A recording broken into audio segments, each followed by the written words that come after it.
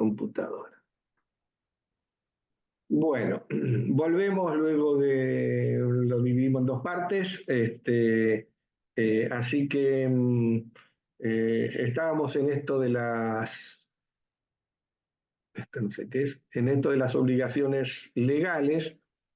¿Qué está haciendo esta computadora? Me abre cosas que yo no quiero. Ahí está.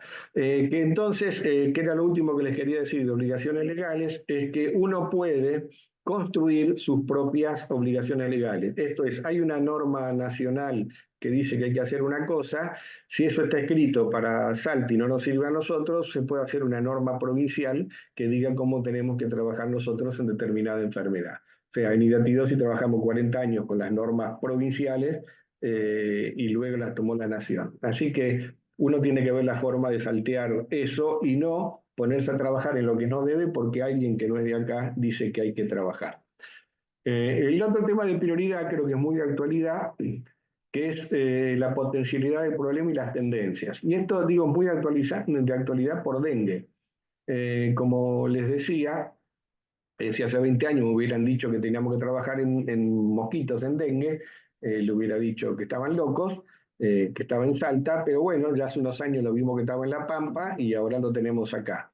Y si ya lo tenemos acá, va a venir hasta Viedma y ya tenemos seguro larvas puestas este año en Río Colorado, o sea, va a haber cada vez más mosquitos, ya tenemos enfermos no autóctonos, sino de gente que vino de afuera, o sea que empezamos a tener el mosquito, el virus, con lo cual uno tiene que empezar a pensar ya en trabajar con los municipios, como se está haciendo en Río Colorado, digamos, como si estuviéramos en Salta. Así que esto hay que tenerlo en cuenta, ¿no? La realidad cambia y dengue es una de esas situaciones. Costo-beneficio y costo-impacto. En salud pública no hacemos costo-beneficio, podemos hacer costo-impacto, pero en general no es una cosa que la manejemos mucho. Y la última es lo que es la visibilidad en el contexto, dice ahí. ¿Y eso qué es eso? Yo puedo entender, o hay que entender, que a veces tenemos que hacer cosas en función del contexto en el cual trabajamos. A ver, salud pública veterinaria, salud ambiental, está metido adentro del Ministerio de Salud, que tiene una red de 30 y pico de hospitales. ¿Cuál es la prioridad del ministro y de los hospitales? La guardia, los medicamentos, atender, que funcione el quirófano, que lleguen las prótesis, derivar los pacientes complejos a la actividad sanatorial privada. Y de golpe nosotros le pedimos plata para no sé qué, y obviamente somos el último orejón del tarro, siempre vamos a competir contra las prioridades del sistema. Entonces a veces hay que ser inteligente desde el punto de vista gerencial y uno tiene que vender la necesidad de que a uno le den plata. Y eso implica hacer visible, se llama visibilidad el concepto, hacer visible el servicio. ¿Qué es hacer visible el servicio? Y en el caso nuestro, mantener buenas relaciones con los directores de hospital de alta complejidad y hacer cosas que le resuelvan los problemas. Inspeccionar en la cocina para ayudarlo a que esté limpia.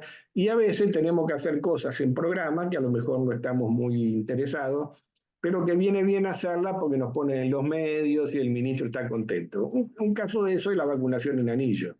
Es ridículo hacerla, capaz que una vacunación en el CAIN es ridículo hacerla, pero si eso sale en los diarios, sale en la gacetilla del Ministerio de Salud y el ministro está contento, y bueno, es un sapo uno se puede tragar. Ahora, si eso se transforma en todo lo que vamos a hacer y dejamos de hacer lo que tenemos que hacer cuando están explotando los chicos con identidosis, tenemos un problema. Esa sería la diferencia. Se pueden hacer cosas por visibilidad.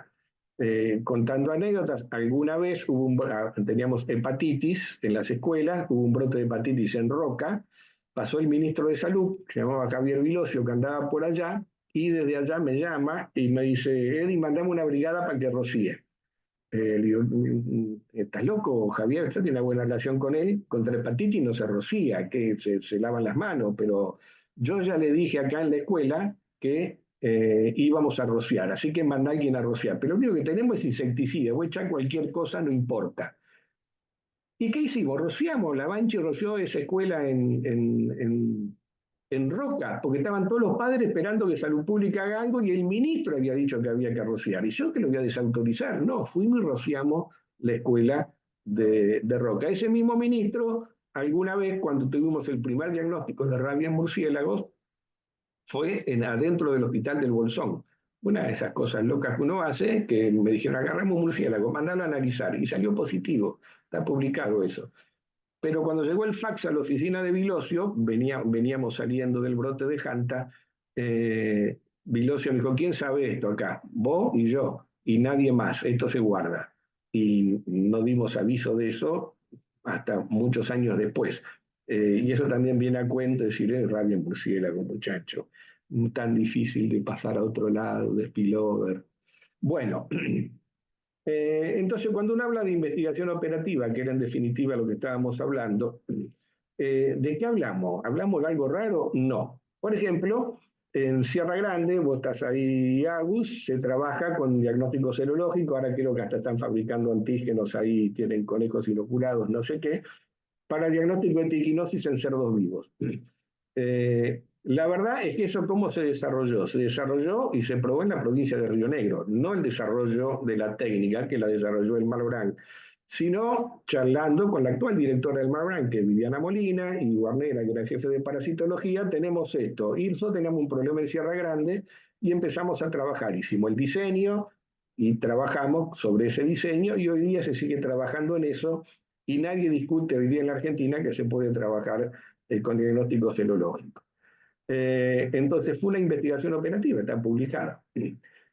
Uso de médicos generalistas para diagnóstico con ecografía. Y eso que es un invento del Carpio, de usar a alguien que no es especialista en imágenes para hacer ecografía en el medio del campo. Es un invento rionegrino, pero también se hizo un diseño, se trabajó con un grupo control, se llevaron los casos a controlar a la clínica de Sergio Mojinaski en Cipolletti para que hubiera un diagnóstico. O sea, se hizo una investigación operativa. El uso del eje 95 de la vacuna es otro ejemplo. Nosotros no negábamos a usar vacuna, nos parecía que eso no iba a andar. Charlamos con Marshall, decidimos probar y se hizo un diseño para probarla. O sea, y se prueba porque parecía un instrumento que, bueno, a lo mejor realmente no servía. Entonces, usarla o no usarla sigue siendo una opción, pero sigue siendo una opción en tanto y en cuanto hagas evaluación de lo que estás haciendo. Si es porque a mí me parece o no me parece, no está bien. Y como le puse ahí, definición de escenarios de contagio en Hanta, esto es saber por qué tenemos Hanta. También fue un trabajo bastante interesante hecho en el Bolsón, muy práctico y que es también una investigación operativa. Tenemos esos ejemplos y tenemos los antiejemplos. Como yo les insisto, estuve charlando ya hoy sobre eso. Nunca hubo casos humanos, ni en perros ni en gatos, al sur del río Colorado. La rabia en Argentina desapareció y la rabia en América desapareció. Queda un poco en Bolivia, donde ya hay actividades de control que maneja OPS, y queda Haití. El resto es libre de rabia canina. Entonces, ¿hay que seguir haciendo lo mismo que se hacía en el año 78 con rabia? No, hay que hacer otra cosa. Deberíamos trabajar en rabia en algunas cosas, sí, inclusive con los murciélagos. Si hay un caso en murciélago, el asunto no es hacer vacunación en anillo, que es como apagar un incendio después del incendio, no sé, una cosa absurda, pero sí vos deberías tener una investigación epidemiológica para ver si el riesgo para la persona, lo agarró, no lo agarró, lo tocó, lo mordió. Entonces se toman medidas para salvar la vida de la persona, vacunarla a la persona. O sea, siempre hay algo para hacer, pero lo que hay que hacer, evidencia científica, lo que vale la pena. Y leptospira, como le decía, bueno, no tenemos brote de leptospira al estilo el norte de América o el norte de Argentina. Nuestra leptospirosis pueden ser casos aislados en perro o gato que no sabes cuál es el serovar, si tiene que ver con los perros, y que no son controlables a partir de vacuna y cuyo N es bastante bajo. Que tengas un sistema de vigilancia y de diagnóstico estaría bien, pero nunca puede ser tu problema principal. Después hay que pensar en los cambios en la epidemiología, como charlamos hoy de Hanta, una enfermedad nueva que no la tenías, te plantea un desafío nuevo, como fue luego COVID, una enfermedad nueva que no sabes lo que tenés que hacer, ni cómo se transmite, ni cómo pararla, y genera que vos tengas que adaptar tus sistemas a esa nueva enfermedad. Dengue, como dijimos, que también es una cosa nueva, y que antes no trabajábamos y ahora tenemos que tenerlo presente, aunque parezca mentira que en la Patagonia trabajemos con esto. Y le puse encefalitis equina, porque también es interesante esto como ejemplo. Encefalitis equina hubo siempre, más allá del susto que se llevaron este año, que todos los diarios, los caballos muertos y qué sé yo. En Viedma hubo encefalitis equina en el 70, hubo encefalitis equina en el 80, en ambos brotes con casos humanos, en los dos. ¿Y qué pasa con eso?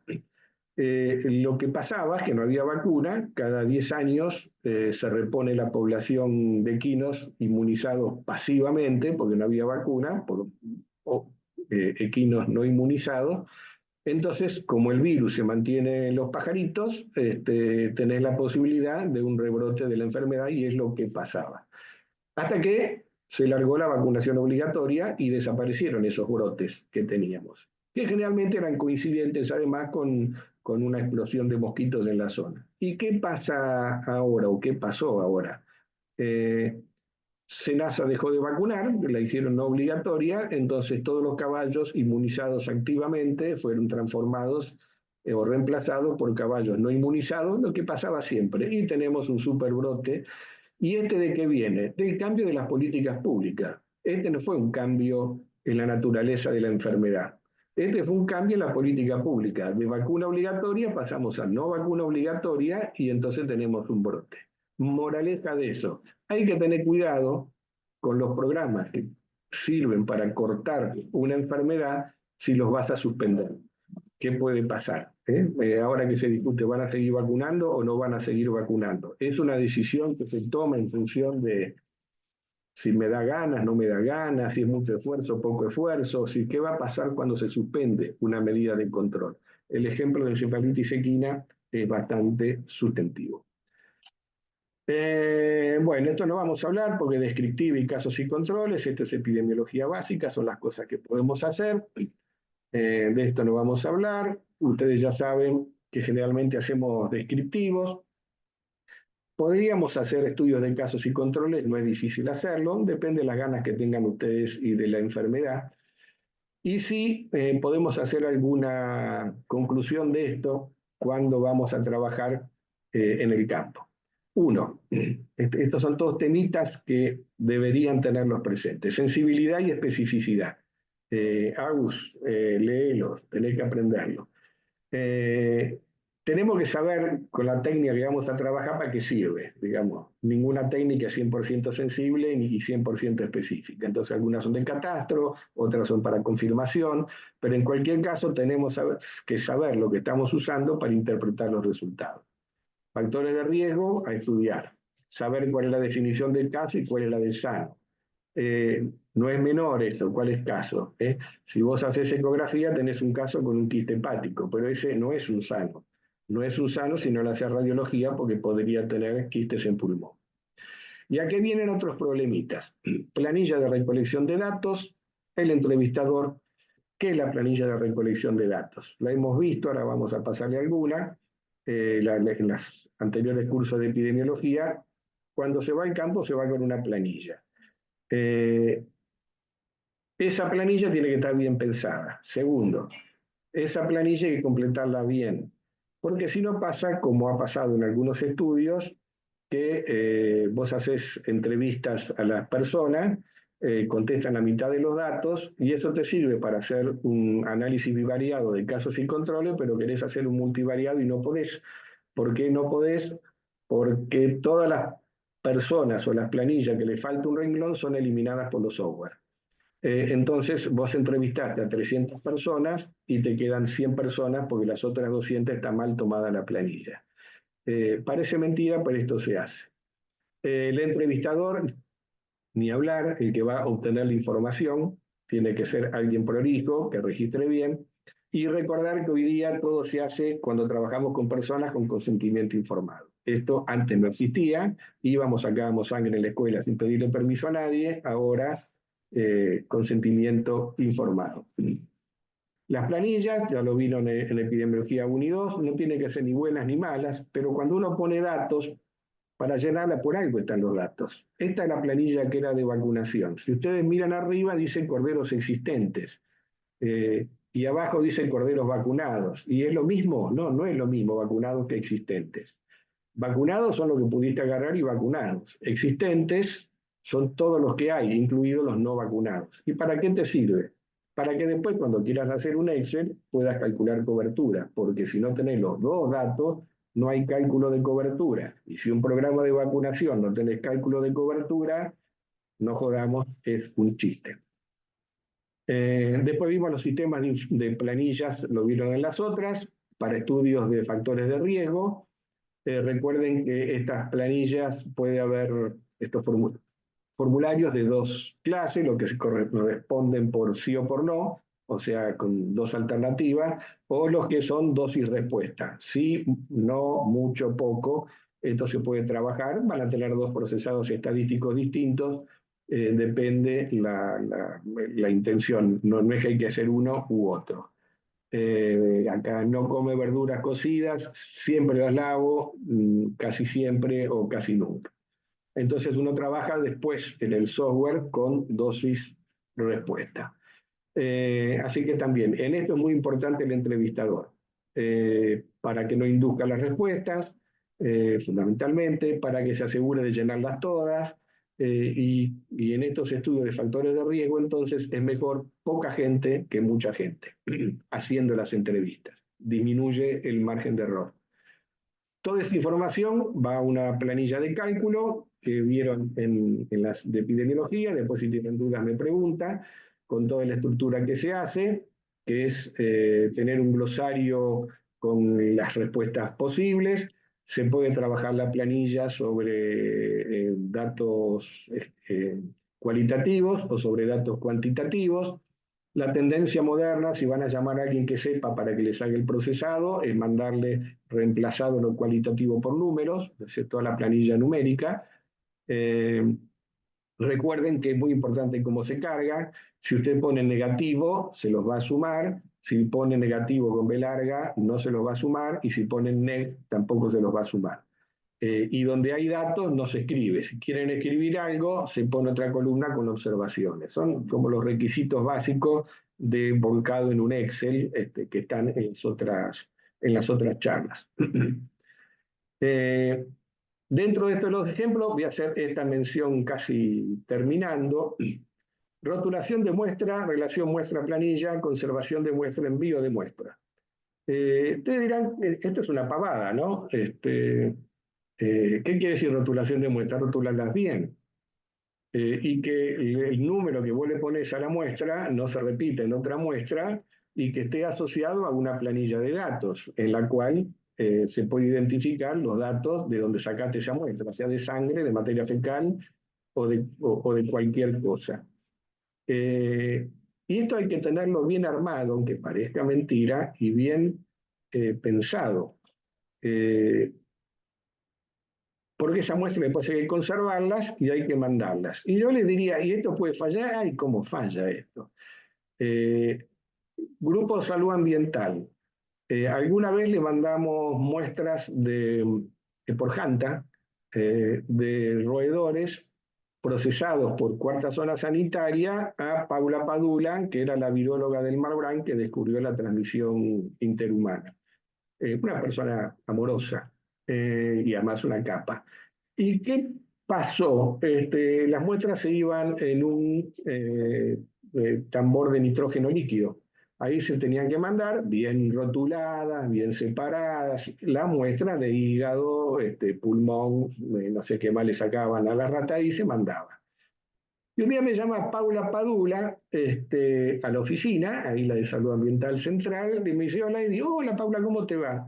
Te quería decir, y era muy amable, me lo decía, Gustavo me mandó, porque fue Cantón, y hay que decir, el pecador, Gustavo me mandó el termo, ah, qué bien, qué suerte, ya llegaron las muestras, sí, pero vos sabés que adentro estaban las muestras, pero además puso roedores enteros, se ve que agarraron muchos.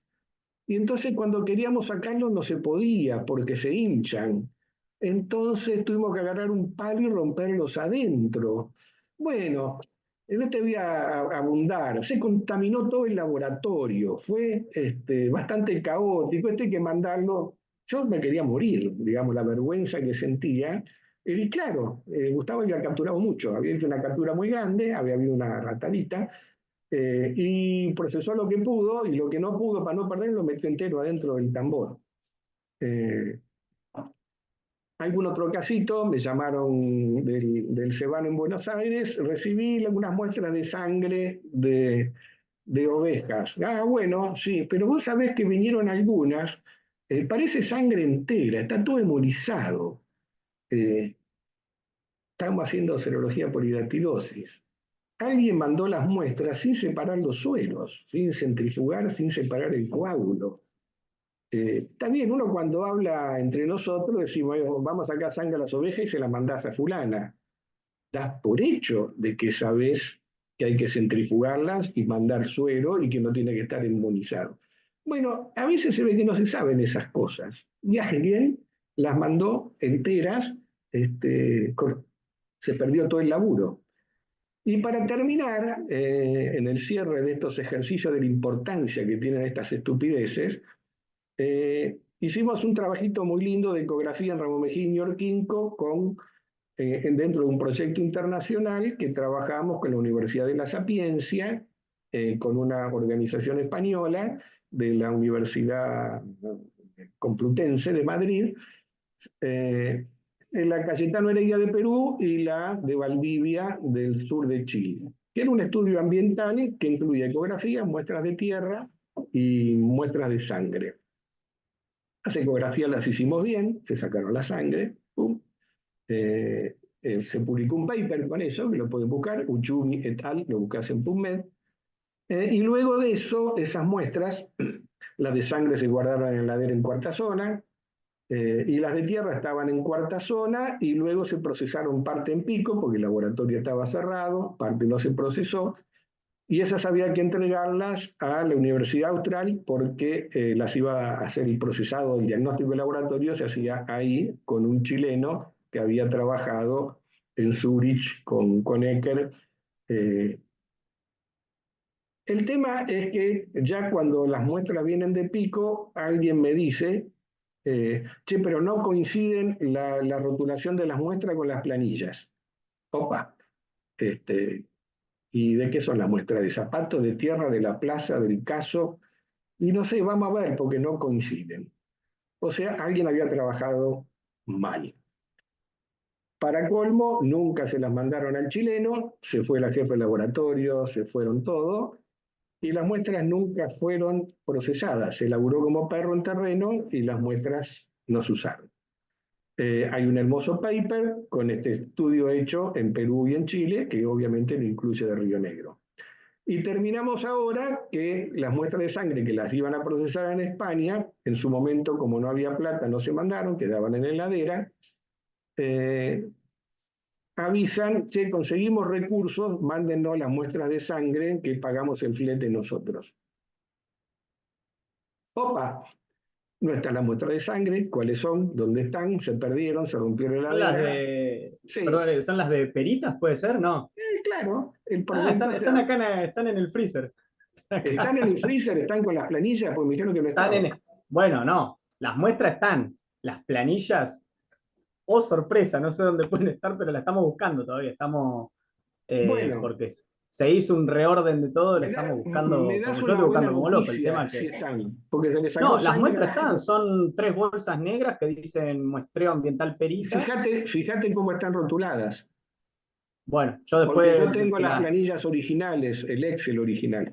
Si uno tiene un Excel original no precisa las planillas, porque en la planilla está quizás el número de Sí, sí. identificación de la No, persona. no, pasa, no, no es que no están, o sea, nosotros vimos las Bueno, bolsas, todo, el tema excelente. La que- última información es que no estaban las muestras. Me no, alegro. para mí lo que te deben haber dicho era que no estaban las planillas, capaz, pero las No, las muestras las vimos. muestras. Después, yo ahora las voy a revisar bien porque también las vimos con el gringo y le dije, estas bolsas no las tiramos porque encima ese freezer estaba explotado, o sea, como decís, desde que se fue la jefa de laboratorio y fue pasando por varias manos, había muestra de chancho positivo, había, no sé, Perfecto, es una buena noticia. Lo que hay que empezar a pero trabajar es cómo mandarlas a España.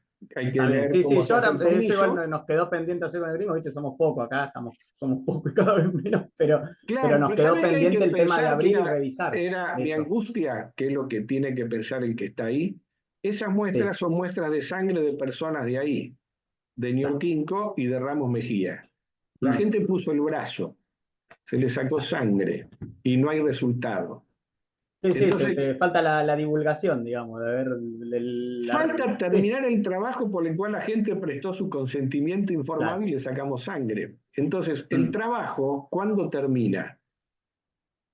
Cuando se Cuando le hace la devolución procesa, a la gente, sí, vuelve y se lo podés devolver a la gente. Decirle, che, yo no sé cuándo lo va a mm, procesar España, pero es como que tu parte del trabajo queda completo.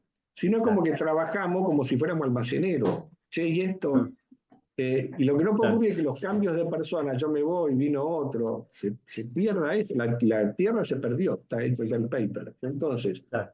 esto lo charlamos después por privado a ver cómo se termina, porque si las muestras están, lo primero Mm, es ver cómo se las manda a España, después vemos cómo le informamos los datos. está bien. Viste, por eso puse envío de muestras. A Chile no se las mandaron. A España vamos a tratar de mandárselas. Bueno, o sea que todo esto tiene que estar escrito, tiene que estar armado, tiene que estar pensado. Una vez que tenemos los resultados, que cargamos en un Excel de una forma que ya saben, si tienen duda me preguntan, eh, tenemos qué procesado vamos a hacer nosotros. Ya puse en orden de menor a mayor, o sea, menor en qué sentido, lo más sencillito. Entonces uno cree que un procesado elemental de cálculo de prevalencia, un análisis univariado de OR, una recta de tendencia, esas cosas se pueden hacer localmente, con Epidat, algunas con Excel o con EpiInfo, que está bueno. Para muestreo quizás es mejor EpiInfo que Epidat. Después vienen los software un poco más complejos. Infostat es gratis, se baja gratis. Es más complejo, pero te permite hacer multivariado y no es demasiado complejo. Minitab hay que pagarlo, pero te lo dejan muy barato si vos presentás una nota de que sos docente universitario o alumno. Y después tenés los grandes paquetes estadísticos como Stata, SPSS, que son realmente los buenos. Ahora, uno puede aprender a manejar eso, pero la verdad es que si uno no está trabajando más o menos seguido con esas cosas, lo ideal es buscar al que sabe, el que está acostumbrado a hacerlo y le pasar los datos. Pero claro, si le pasas los datos, lo que debes hacer es darle un Excel bien hecho, pulido, sin errores, y donde vos le decís, yo quiero que me hagas un análisis multivariado. No mandarle una pila de porquería si le hace algo. Uno tiene que saber lo que manda.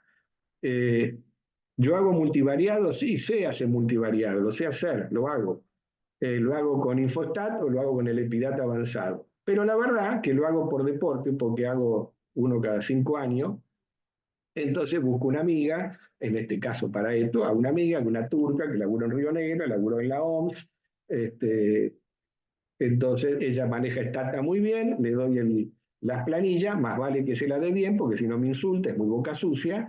Entonces, ella me saca los datos y yo me doy el gusto de compararlo con lo que yo tengo en Infostat, a ver si da más o menos lo mismo. Y después está R. R es la última moda, es lo mejor. R no es un software, es un sistema de programación. Entonces, es lo mejor, pero en mi caso particular, y sabes, una vez un curso, no entendí un carajo, y como después lo poquito que había aprendido no lo usé nunca, también, flaco, haceme esto. Pero uno tiene que saber lo que le va a pedir. Hay mal que hace R que tiene que escribir un programa para hacerlo. En el caso nuestro, Arezzo maneja R, por ejemplo. Él hizo una maestría en epidemiología espacial y ahí manejan R. Joaquín maneja R, es decir, todo lo que saben realmente manejan R, es mejor. Pero hay toda una gama de cosas, pero siempre lo que digo es, che, un OR lo tenés que poder calcular vos, porque si vos vas a hacer un estudio por un brote de ETA, vos tenés que terminar calculando los OR, no se lo va a mandar a alguien en el medio de un brote de ETA, y lo tenés que procesar. Alguna vez, y esto también, yo los ejemplos son porque son cosas que ocurren. Alguna vez yo tenía toda la gente entrenada en investigación de brotes de ETA, hubo uno en Bariloche, grande, y yo justo viajé para Bariloche y, che, ¿cómo anduvo esto? Tomaron las planillas, hicieron las encuestas, ¿qué les dio? Sí, sí, acá tenemos todas las encuestas. Y por eso iba a sido hace un mes. ¿Y qué les dio? No, no sé, ya todavía no procesamos las planillas. Casi lo mato. O sea, ¿qué? Cuando vos haces algo, un trabajo de campo, terminas con el procesado y las conclusiones. No es un ejercicio obligatorio que yo voy a llenar entrevistas a gente de casos y de controles y las voy a procesar el día del piolín cuando tenga tiempo. No. Estas cosas, base de datos, procesado mínimo, eso es lo que ustedes tienen que saber hacer. Después, si vos querés profundizar más, entonces buscarás a alguien que sabe, que como les dije, siempre hay alguien que sabe y es especialista y que preguntar a quién. La jefa de Zonas y de Naciones es una de ustedes, una que salió de Río Negro, o sea, Natalia, si la llaman. Nación tiene gente al lado, OPS, chacho, PS, están para ayudar, digamos. Si hay algo que quieren es que alguien los llame para pedirle algo, y tienen epidemiólogos, estadísticos. Si vos te metés con esta gente, por eso yo te decía, escribile, porque yo no voy a estar más, pero escribile, porque donde vos establecés la relación, vos decís, pero yo no, ¿cómo iba a hablar con Marco Vigilato? Marco Vigilato es un bazooka brasilero que hace judo, re simpático, chupa como un descosido, y encantado de brindar un servicio a algún lado, digamos. Entonces simplemente hay que pensar que no son los Rolling Stones, sino que son gente que está accesible a prestar colaboración en esas cosas. Entonces, esto que hice yo el otro día, que me contestan porque me conocen, pero si escribe uno que no conoce, contestan igual. Hay que relacionarse y pedirle ayuda al que sabe. ¿Qué me queda? Bueno, los datos van a una planilla, hay que sacar los datos mínimos, eso es lo que tenemos que aprender a hacer nosotros. No perder de vista nuestras prioridades, sistemas de vigilancia. En las enfermedades que trabajamos se hace vigilancia. No es un concepto teórico, se hace vigilancia. Esto que vos me decís de los chicos, que me lo dijo el gringo el otro día, y si saliéramos a hacer ecografía, no sabemos que los encontramos. ¿Y cuándo van a salir? La ecografía se hace con médicos rurales, pero hay que analizar los datos. Lo único que tenés que hacer es llamar, che, ¿cuándo van a hacer ecografía? Es decir, hay cosas que no son mucho trabajo, porque ni siquiera las hacemos nosotros, las hace otro. Lo que es mucho trabajo es tenerlo en la cabeza y agarrar el teléfono. Ahora ni siquiera teléfono, es decir, tenés WhatsApp, tenés...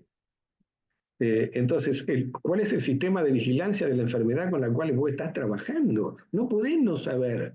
Y de antidosis en cuarta zona no saben lo que está pasando, es terrible, no lo puedo creer. El programa número 1 del mundo todavía lo toman como modelo. En Kirguistán cerró el Congreso Mundial Kichi hablando del programa de Río Negro, y ustedes hoy no saben qué carajo está pasando en la zona rural. Es la antítesis de lo que uno enseña en epidemiología. Esto es programa, vigilancia, y en función de vigilancia corregimos lo que estamos haciendo. No la rutina de hacer cosas porque, qué sé yo, son las que tengo tiempo, no sé. Que buscamos entonces cortar las cadenas, controlar las endémicas y solucionar los problemas de brotes o las epidemias que nos aparecen nuevas, ¿no? Como COVID, que hoy no me salía el nombre. Si ustedes quieren saber en qué tienen que trabajar, ahí está el Boletín Epidemiológico Nacional. Este es bastante nuevo, todavía no lo leí. Tiene un informe de hidatidosis. Después, si quieren, se los mando. No lo leí todavía, no sé qué dice. Pero esta es la guía, digamos, ¿de dónde arrancamos nosotros con las enfermedades? De las que están en el boletín y se notifican, digamos, no de yo trabajo con esto, no, porque a mí me dijeron que, a mí me parece que hay otras zoonosis que pueden ser. Sí, claro que hay 150. ¿En cuál tenés que trabajar? En la que aparecen en el boletín en tu territorio y tenés instrumento para controlar. Las otras, guardalas. Trabajás si te sobra el tiempo, si tenés ganas de hacer algo, pero cuando tenés hecha la comida principal. O sea, mi enfermedad principal en cada zona es esta. Cuando yo hice todo de esta enfermedad, bueno, si tenés ganas de joder con otra, jodé con otra. Pero lo que no podés es no trabajar en la que está en el boletín epidemiológico, que son las notificaciones de casos. O el informe que te va dando una tendencia, como en dengue, que te dice, che, está apareciendo, hay que tomárselo en serio y no esperar tener 20 casos autóctonos de dengue el verano que viene. Listo. Recordar que si vamos a hacer algo hay que tener una línea base antes de hacerlo. La vigilancia empieza midiendo antes de hacer algo. Hay que tener definido las tecnologías que vamos a usar, que se puedan usar. Alma Ata, año 78, tecnología apropiada. Usar tecnologías que puedan ser usadas y mantenidas por la comunidad a la que están dirigidos. Año 78 en Alma Ata. Digamos, no es demasiado complejo. No puede usar PCR porque es caro y estamos todos fundidos. Bueno, compro, que es gratis. ¿Cómo no vas a poder hacer Willis? Que lo aprendimos en la facultad. Herramientas validadas de control, cálculo de cobertura, si trabajamos en algo hay que saber la cobertura y tener presente. Entonces, si yo estoy vacunando perros y la cobertura del 0,5%, ten claro que es una miseria. Entonces, aprovechala. ¿Qué es aprovecharla? Bueno, se voy a vacunar perros al CAIN, hacer desparasitación contra el hidatidosis, una charla en la escuela, pegarlo a la ecografía. Es decir, lo que no podés es hacer campañas de vacunación antirrábica, en mi opinión, aisladas, así porque sí, con cobertura del 1%. No es serio, no es serio, bajo ningún punto de vista. Estudios de impacto, hay que saber lo que pasa con lo que estamos haciendo. Base de datos, para conservar las cosas. Esto que te digo, encontraron la sangre, bien. Si tuvieran bien ordenado las bases de datos, y esto fue un pecado de Bariloche y mío por no haberlo, pero yo tengo las bases de datos, las tengo, los Excel. Yo tengo los Excel. Entonces quizás se pueda recuperar fácil si me consultan. Che, tiene este rótulo, a ver si lo podemos sacar. Análisis estadístico, que lo pueden hacer, y finalmente análisis epidemiológico, que es lo último. ¿Lo que estamos haciendo sirve o no sirve? Si no sirve a nadie, si no vas a mejorarle la vida a nadie, si todo el esfuerzo físico que hacéis y la plata que gastás no tiene ningún impacto ni efectividad ni nada, mancho, no la haga. No se engañe, no se puede trabajar como cajero de banco haciendo algo que de última el cajero de banco hace algo productivo, te garpa o cuenta y la caja le da bien al final. O sea, no podemos no darnos cuenta de que con lo que hacemos nosotros le cambiamos la vida a la gente. Eso no lo pierdan nunca de vista. La potencialidad de salud pública es cambiarle la vida a la gente. Cuando vos decís, che, había 30 días de internación promedio en los casos divertidos y ahora hay 7. Bueno, mierda, entonces ahora no se muere ninguno. Y si había 0,1% de casos en chicos, vos te vas a dormir contento. Ahora, cuando ven que hay otra vez 0,5%, sacudí la víspera y decís, che, vamos a juntarnos a ver qué hacemos con lo que tenemos. Porque a lo mejor es poco lo que tenemos ahora, pero ¿qué hacemos con lo que tenemos si esta es la prioridad? Esto es lo que pasó con Hidatido, así que para mí es el mejor ejemplo que tiene que ver con las técnicas, la investigación operativa y con adecuarnos a las épocas. El programa empezó en el 79, empezamos con arecolina y en algún momento dijimos arecolina no va más porque ya la prevalencia es muy baja y pasamos al coprelisa.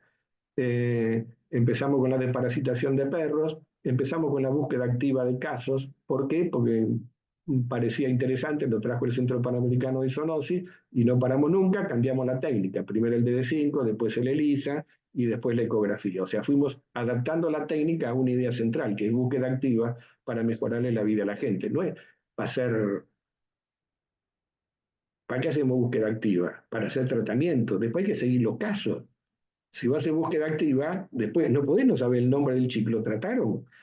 ¿Lo siguieron? ¿Lo operaron? ¿Qué pasó con ese chico? No podemos poner cocardas. Entonces, vos mejorás las técnicas, pero la base, que es la búsqueda activa para tratamiento oportuno, no cambia nunca en cualquier enfermedad. Empezamos a entrenar gente, ¿y cómo se ha ido modificando lo que hacíamos? Comenzamos con la vacuna, ¿quiere decir que hay que seguir vacunando para siempre? Ahora sé que lo están discutiendo. No, para nada. Así como probamos la vacuna y decidimos, seguimos con la vacuna porque funciona bien, la pregunta ahora, seguir o no seguir, depende de la evaluación, pero no una evaluación, una discusión en la cual yo creo que hay que seguir porque me gusta, nos juntamos en el campo y comemos chivo. Hay que seguir o no, ¿por qué? Bueno, en un contexto de aumento de casos, en el único lado donde no hay casos, en las zonas donde hay vacuna, no hay casos. Entonces, y bueno, para algo sirvió. ¿Qué pasa si la sacamos? ¿Con qué lo reemplazamos? ¿Vamos a hacer más desparasitaciones? ¿Vamos 2 veces al año a Necón Grande y desparasitamos los perros? ¿Cuál es la estrategia alternativa? A lo mejor no hay que ir más, porque es caro, porque es mucho laburo, y puede ser. Uno no se enamora de lo que hace, o se enamora de lo que hace, pero tiene que tener espíritu crítico. Pero si dejas de hacer algo, ¿qué va a pasar con eso? Pensalo. Y además de qué va a pasar, una evaluación. Hagamos que sea un coprológico para ver si hay perros con tenias. Bueno, no vamos más por la vacuna, pero vamos a asegurarnos de hacer desparasitaciones 2 veces al año en boca de perro. Bueno, pero todo pensado, diseñado. ¿Vos vas a dejar de hacer trigina en Sierra Grande, Agustina? Supongo que no, y ahora viene en San Antonio. Pero si lo dejás de hacer, ¿qué pasa? ¿Qué dice la historia de lo que pasó? Alguna vez matamos todos los chanchos en Sierra Grande, todos, 100%. 10 años después volvieron a repoblar con chancho y volvió la trigina. Entonces, ahora está en cero. ¿Qué pasa si lo dejas? ¿En cuántos años volvés a tener un brote de triquina? Esa es la discusión. Rabia, ¿por qué no tenemos? Eso me lo preguntaste y no te lo contesté. ¿Por qué no tenemos? Nunca hubo. Nunca hubo. Cuando había mucho, no tuvimos. Entonces, si no hacemos nada, ¿tenemos rabia? No. La rabia de murciélago, 2 casos, dos.